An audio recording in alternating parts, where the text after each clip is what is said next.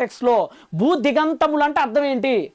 భూ దిగంతములు అంటే ముందు అర్థం చేసుకోవాలి. భూ దిగంతములు అంటే భూమి యొక్క చిట్ట చివరి ప్రాంతాలు. ఇప్పుడు ఏంటి భూమి యొక్క చిట్ట చివరి ప్రాంతం ఏంటి? ఇప్పుడు ఒకసారి మనం మ్యాప్ పాయింట్ చూస్తామండి. ఇదిగోండి, ఇప్పుడు ఉదాహరణకి ఇది మ్యాప్ పాయింట్.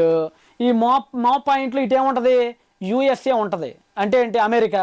ఇది భూ దిగంతం అని వస్తుంది. స్క్వేర్ టైప్ కనుక మనం తీసుకుంటే, గ్లోబ్ కాదు. మళ్ళా మ్యాప్ పాయింట్ గురించి చెప్తున్నా, పేపర్ మ్యాప్ పాయింట్ గురించి. ఇటువైపు ఏమవుతుంది? ఇటువైపు రష్యా అనేది చిట్ట చివరి కనపడుతుంది మనకి. భూదిగంతంలో అంటే ఏం లేదు, సింపుల్. భూమికి లేదంటే మిడిల్ ఈస్ట్కి చాలా దూరంలో ఉన్నటువంటి ప్రాంతాలు అనేటువంటి అర్థం.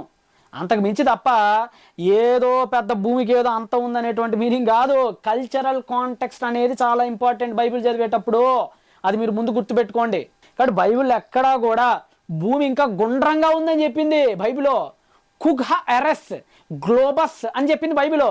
మీరు ఇంగ్లీష్ బైబిల్లో చూడండి, భూమి స్పియర్గా ఉంది, గ్లోబ్గా ఉందని కొన్ని వందల ఎడిషన్స్ చూపిస్తాను మీకు.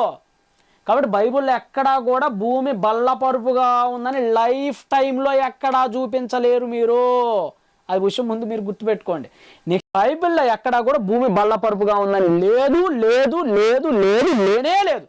కేవలం స్పియర్గా ఉంది, పైగా గ్లోబ్ ఆకారంలో ఉందని యెషయా గ్రంథం 40:22 అని ఉంది. తెలుగులో భూ మండలము అని ఉంటుంది, హీబ్రూలో అయితే కుగ్ హ ఎరెస్ అని ఉంటుంది. కాబట్టి ముందు ఈ విషయాన్ని కాస్త తెలుసుకోండి. కాబట్టి బైబిల్ ప్రకారంగా భూమి ఎలా ఉంది? పక్కా గ్లోబ్ ఆకారంలో ఉంది.